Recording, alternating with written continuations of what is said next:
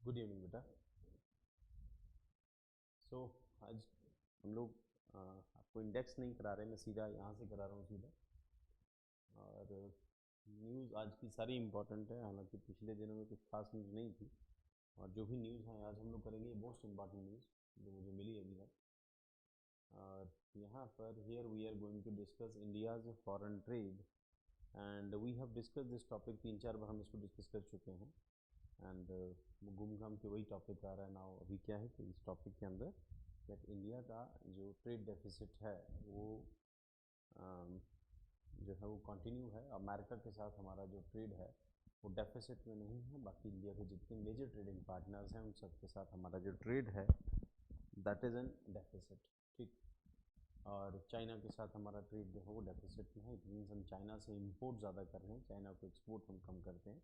Similarly Russia से भी ऐसा ही है, रशिया से हम लोग क्रूड ऑयल इंपोर्ट करते हैं और हम लोग एक्सपोर्ट भी वो ऑयल जो है रिफाइंड फॉर्म के अंदर हम लोग एक्सपोर्ट करते हैं। तो कुछ हद तक ठीक, कुछ हद तक गलत है। और हमेशा हर एक कंट्री चाहे कि उसके पास जो ट्रेड जो है वो डेफिसिट में कभी नहीं जाए और उसका इंपोर्ट हमेशा जो है वो हाई रहे, उसका इंपोर्ट हमेशा लो रहे और एक्सपोर्ट्स हमेशा हाई रहें। But now the point is if India want to export cars, India want to export mobile phones, India want to export electric vehicles, इन सब के लिए माइक्रोचिप जो हैं प्लस स्पेयर पार्ट्स हैं, ये सब चाइना से ही आएंगे क्योंकि चाइना उसका मैन्युफैक्चरिंग हब है, फाउंटेन है उसका। तो चाइना से जब इंपोर्ट होंगे तो हम चाइना से जब उसके स्पेयर पार्ट्स इंपोर्ट कर रहे हैं तो इसका मतलब ये है कि हमें अब वहाँ से इंपोर्ट करके उसको मैन्युफैक्चर्ड गुड्स की फॉर्म के अंदर हमें बाहर एक्सपोर्ट करना है। तब जब इंपोर्ट करेंगे, जब लार्ज स्केल में इंपोर्ट करेंगे एक्सपोर्ट करने के लिए, तो it is not considered bad, तो ये अच्छा रहता है हमेशा। सो लेट डिस्कस क्या है इस टॉपिक के अंदर। The ministry of commerce and industry latest data indicates that India experienced a trade deficit with 9 of its top 10 trading partners during the physical year 23-24 के अंदर। देन उसके बाद overview of India's foreign trade scope encompasses all merchandised and service imports and exports. तो merchandised and service exports, import दोनों, merchandise मतलब service export के अंदर। इसका मतलब यह है कि हम टेंजिबल गुड्स का भी एक्सपोर्ट इंपोर्ट और जो सर्विसेज उसका गुड्स इंपोर्ट इंपोर्ट भी हम लोग डिस्कस कर रहे हैं यहाँ पे। Economic impact accounted for 48.8% of India GDP in 2018 and administration managed by Ministry of Commerce and Industry. Global Standard ranked 15th in the total exports, 8th is the total import. तो India की जो ranking है world के अंदर 15th है exports के अंदर and 8th है टोटल इंपोर्ट्स के अंदर। टॉप ट्रेडिंग पार्टनर इंडिया का, टॉप ट्रेडिंग पार्टनर चाइना है, was the leading partner from 2013-14 to 2017-18 तक। The UAE was the largest before China, while the USA held the top spot in 21-22, 22-23। तो अभी तक हमारा largest trade partner जो था वो हमारा लार्जेस्ट ट्रेड पार्टनर जो था वो अमेरिका था। अब अमेरिका को सरपास करके चाइना हमारा लार्जेस्ट ट्रेड पार्टनर हो गया है। एंड अभी ये इसके बीच में आगे पीछे है थोड़ा थोड़ा, अमेरिका और चाइना, ज़्यादा डिफरेंस नहीं है। तो exports merchandised major exports refined petroleum, diamonds. तो रिफाइंड पेट्रोलियम में इंडिया का 86.2 बिलियन हमारा जो मेजर एक्सपोर्ट है। डायमंड्स में हम लोग एक्सपोर्टर हैं, ध्यान रखना इंडिया में डायमंड प्रोड्यूस नहीं होता, इंडिया डायमंड बाहर की कंट्री से इंपोर्ट करता है, रॉ डायमंड इंपोर्ट करता है, उसको फिनिश डायमंड की फॉर्म के अंदर फिर दुनिया के अदर पार्ट्स में बेचता है। उसमें गुजरात के जो डायमंड फिनिशर्स हैं या डायमंड जो कारीगर्स हैं उनका बड़ा इंपॉर्टेंट रोल है।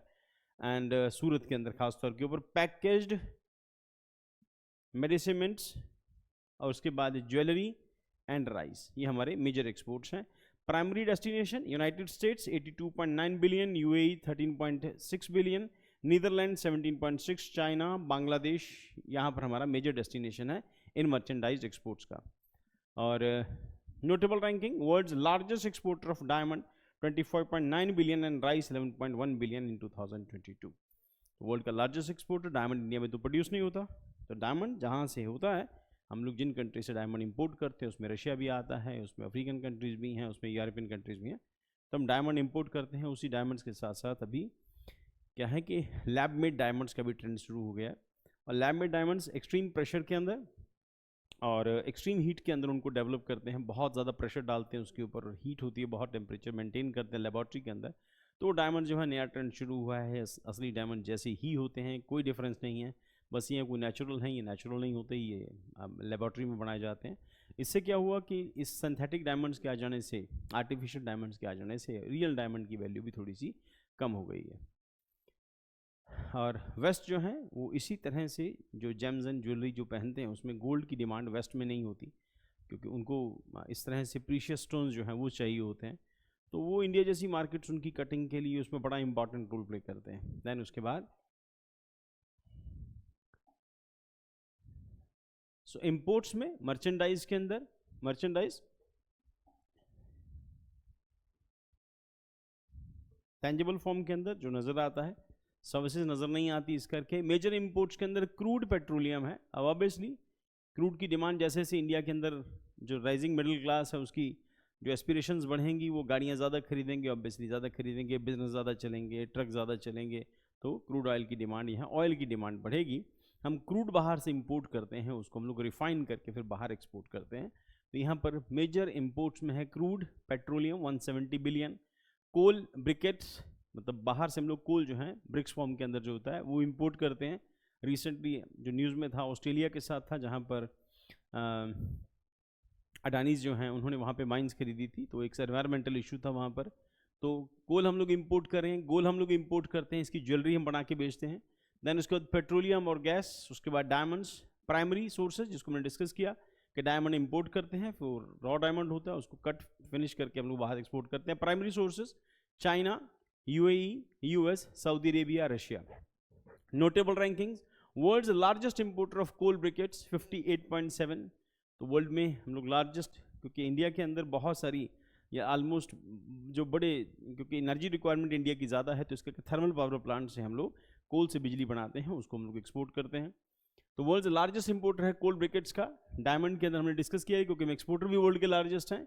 पाम ऑयल, इंडिया बहुत बड़ा इंपोर्टर है, हम लोगों ने पाम ऑयल से रिलेटेड न्यूज़ पढ़ी है। नॉर्थ ईस्ट के अंदर इंडिया पाम ऑयल जो है, पाम ट्रीज जो है उसको वहाँ पर उसकी जो खेती है वो शुरू कर रहा है, और फिर वहाँ पर इंडिया के अलग अलग पार्ट्स के अंदर कोशिश ये है कि इससे जुड़ी हुई जो रिफाइनरीज हैं जिनको रिफाइन करें, उनको पाम ऑयल को हम लोग अपने यहाँ पे प्रोड्यूस करें, क्योंकि अभी तक हम लोग पाम ऑयल जो है मलेशिया से इंपोर्ट करते थे। रिसेंट ईयर्स में उन्होंने डाइवर्सिफाई किया फिर इंडोनेशिया मलेशिया दोनों से, और जो इन मलेशिया में जब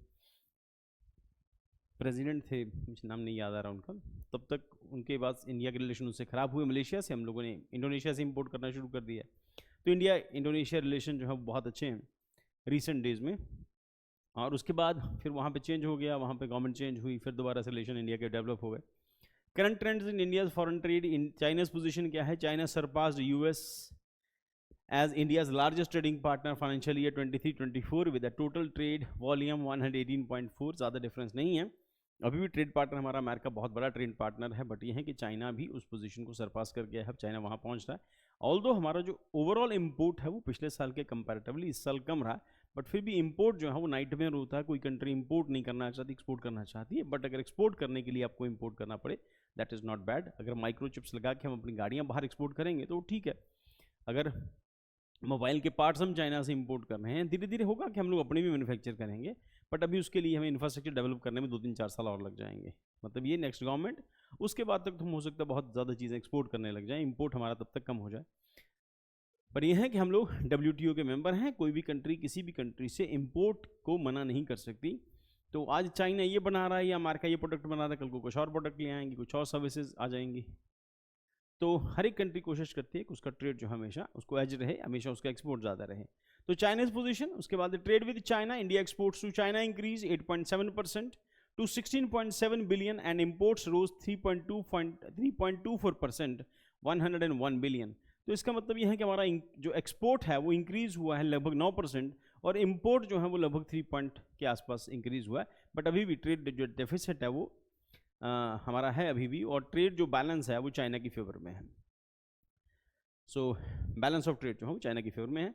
trade with US, exports of US slightly decrease, थोड़ा सा कम हुआ है 77.5 billion, imports dropped about 20% of 40.8 billion, resulting total trade volume हमारा 100.3 बिलियन है।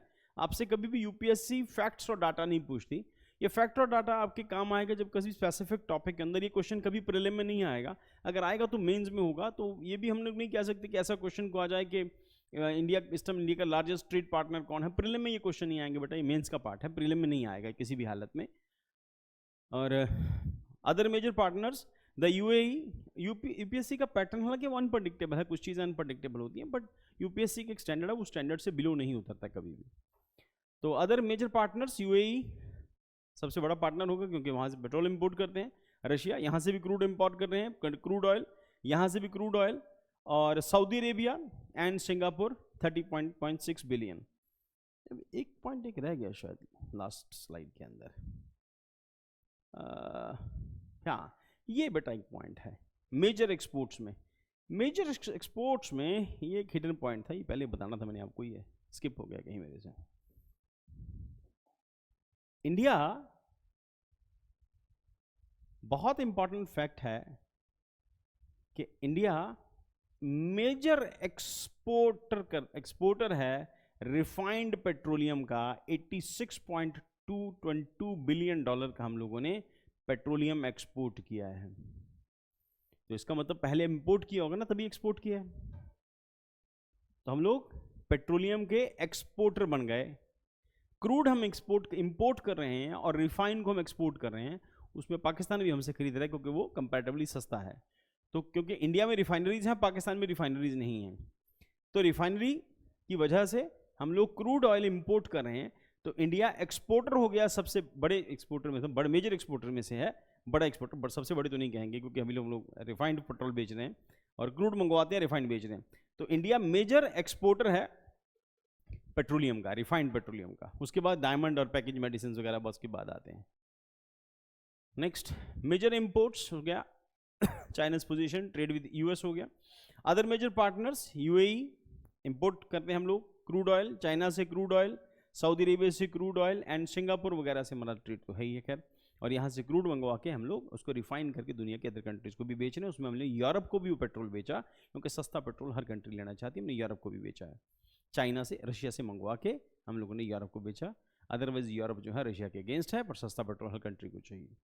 Trade deficit with major partners rising deficits, India trade deficit increase with China. Deficit मतलब घाटा है China के साथ, चाइना से हमारा इंपोर्ट ज़्यादा है, चाइना को जाने वाला जो मटेरियल है एक्सपोर्ट है वो कम है।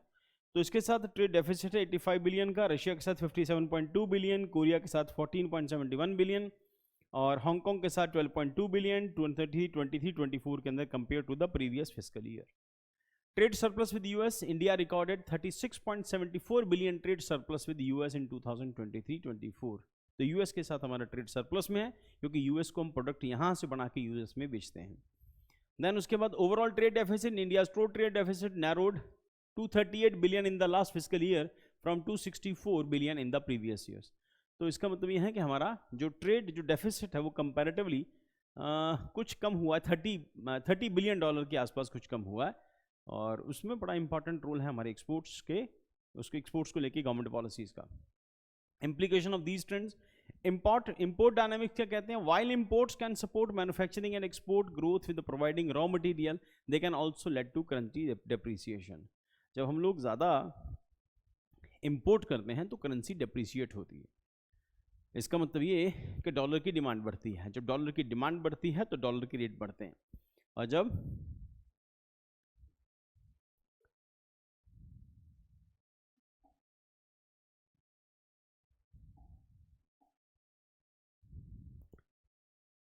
डॉलर महंगा होगा, रुपया सस्ता होगा,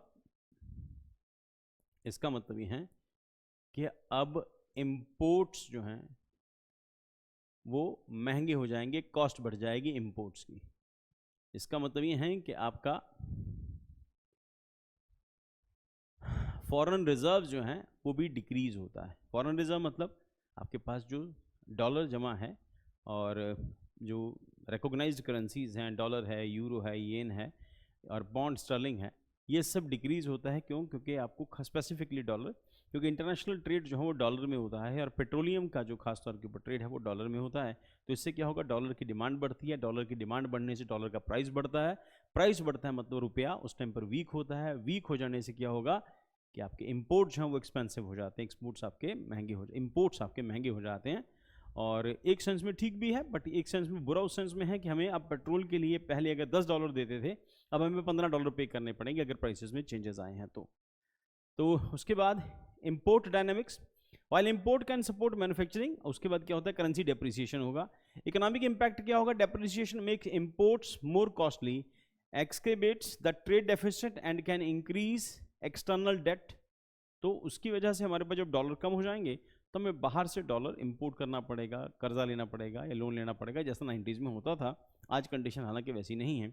investors confidence, large trade deficit might deplete foreign exchange reserves indicating economic instability and potentially reducing the foreign investment. तो क्या होगा, जैसे डॉलर आपके पास एक गारंटी की फॉर्म में पड़ा है, आपके पास जो भी फॉरेन एक्सचेंज पड़ा है, आपके पास जितना हाई फॉरेन एक्सचेंज है, इट मीन्स आपकी जो क्रेडिबिलिटी है वो स्ट्रांग है। जैसे जैसे आपके जो फॉरेन जो करेंसीज हैं या फिर फॉरेन एक्सचेंज जो हैं आपका, जैसे जैसे उसका अकाउंट गिरता है, आपके यहाँ पर आने वाला FDI, इस सब का इम्पैक्ट क्या होगा कि आपके यहाँ पर आने वाला FDI एंड FPI ये भी कम हो जाता है। FDI और FPI कम हो जाते हैं।